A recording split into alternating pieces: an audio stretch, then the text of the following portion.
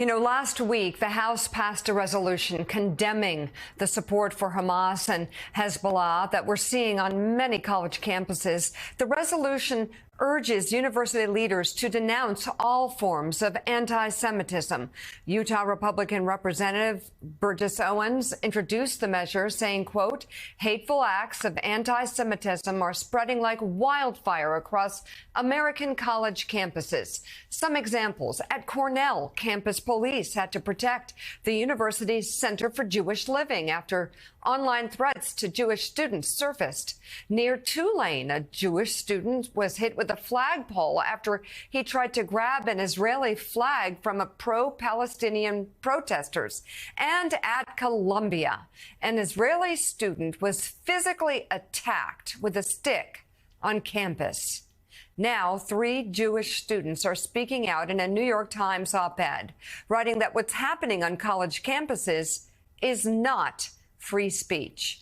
Joining us now are the op-ed's authors: Gabriel Diamond, a senior at Yale; Talia Dror, a junior at Cornell; and Jillian Letterman, a senior at Brown. Thank you all very much for being on this morning. Thank you for writing the piece. Gabriel, I'll just go in order here as how I introduced you. What do you think should be done, though, to deal with the anti-Semitism that seems to be roiling across college campuses? Well, first of all, thank you for having us on.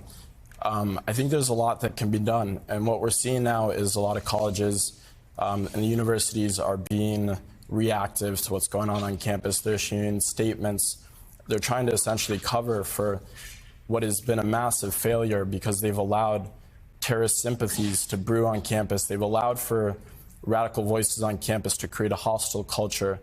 These students are condoning terrorism. These students are justifying violence.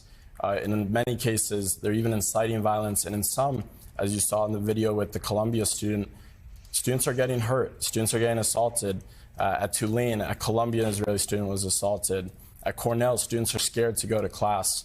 And we're seeing that at Harvard as well, a student who was harassed by a number of students with keffiyehs. They're holding up these scarves in front of them, preventing the student from even getting to class. So there's a lot that can be done, and the universities need to step up.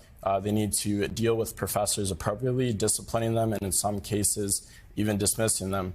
And so we also need for the universities to cut funding to student groups that are supporting and glorifying terrorism, because these behaviors are unacceptable. Do you believe that the average student who's on campus marching Free Palestine and from the river to the sea and even understand what the issues are?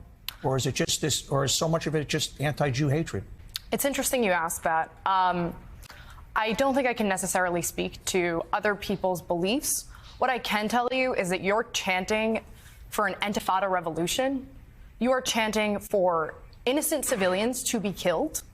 You should know what you're saying before you get up and tell someone that their family and friends should be slaughtered in cold blood. If you're calling to globalize an Intifada, you're calling for Jews on your own campus, for Jews across the United States, for Jews across the world to be slaughtered in cold blood. If you're able to get up and say that, you should know what you're saying before you're doing so.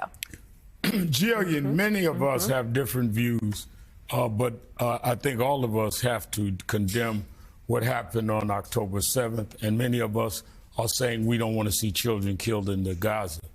What I want to ask you is, what has been absent, I read the column, the op-ed that you 3 wrote.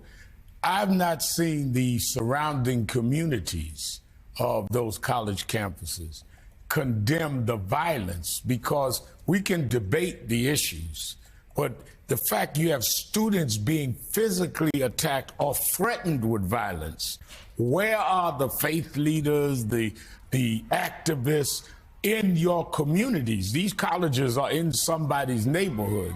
Where are they rising up saying, wait a minute, we're not going to tolerate the violence? I may not agree with you on an issue, but we all have to agree we shouldn't be funding people to be physically attacking people because they're Jewish or because they're Muslim.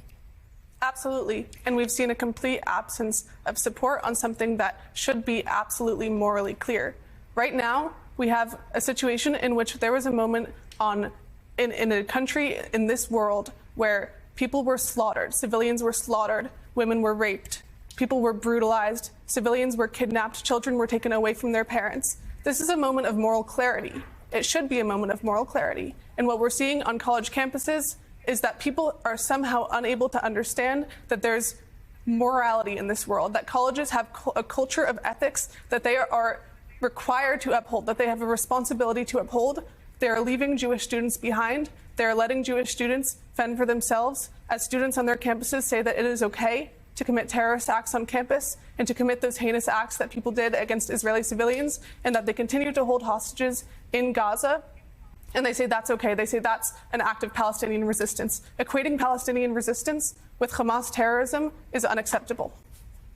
The op-ed is online for the New York Times entitled, "What is Happening on College Campuses is Not Free Speech." Gabriel Diamond, Talia Dror, and Jillian Letterman, thank you very much for joining us and for writing that.